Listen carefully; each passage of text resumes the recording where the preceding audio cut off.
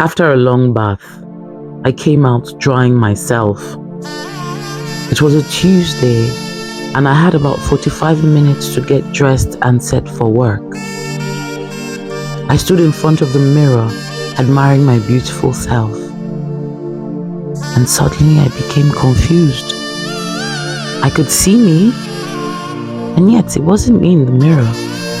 Instead, the face of a little girl stared back at me. She looked really sad and helpless. She looked like she needed my help. I tried to reach out to her, but she was far away, and I started to feel just as helpless and very weary. What could I do to help her? Who do I call on to save her? Alaba, a voice called out to her, and I could feel the thud of her heartbeat. I read her thoughts. She was terrified. She looked to the house for help, but there was no one in sight. They were probably all inside having fun and not caring about her or what she was up to. She could be dead for all they cared. You would think that as the baby of the house, someone would look for her, but no one paid her any mind. Alaba, the voice called out again. She looked at me with a resigned look and turned to meet her fate. It was Uncle Leo, one of Chief's errand boy that stayed in the boys' quarters of their house. He had come to do the same thing to her as he did whenever he came back from the shop. The first time it happened, she cried a lot, but no one noticed.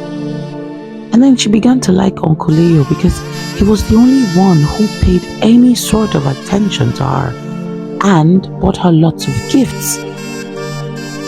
Uncle Leo led her by the hand into the uncompleted building which her father, the chief, was yet to complete. She looked back at me one last time, her 6-year-old innocent eyes haunting me. She's just a child, I thought. Where is everybody? Why doesn't anyone care where this little baby is? Where is her mother, for Christ's sake? As I held my heart in grief, I watched as he unhurriedly led her into the uncompleted building. He asked her to sit down on the cartons littered on the floor that served as a makeshift mat, and he made endless promises to her of sweets and biscuits. He knew what she liked. He knew she had a sweet tooth. He also knew that no one was coming to save her. She relaxed and smiled. After all, it was only Uncle Leo, and he wouldn't do her any harm or hurt her. He only wanted to play with her like he always did whenever he got home early from Chief's shop. Besides, in the end, she would be greatly rewarded with all the candies and treats a 6-year-old could wish for. Uncle Leo rubbed his big hands all over her body. He smelled really funny, and his tongue was all over her with sticky saliva. He told her to hold the most important 29-year-old candy between his hairy legs.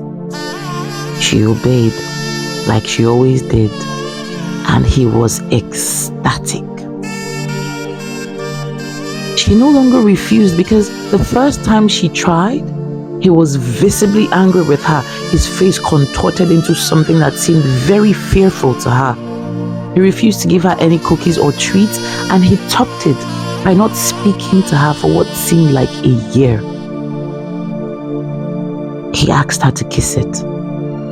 She didn't like doing that either because the candy didn't taste like other candies and always had a salty tasting liquid at the tip. But Uncle Leo liked it, and he was going to get her better tasting treats anyway. So she kissed it. As she made to pull away, Uncle Leo roughly grabbed her head and forced the candy into her mouth.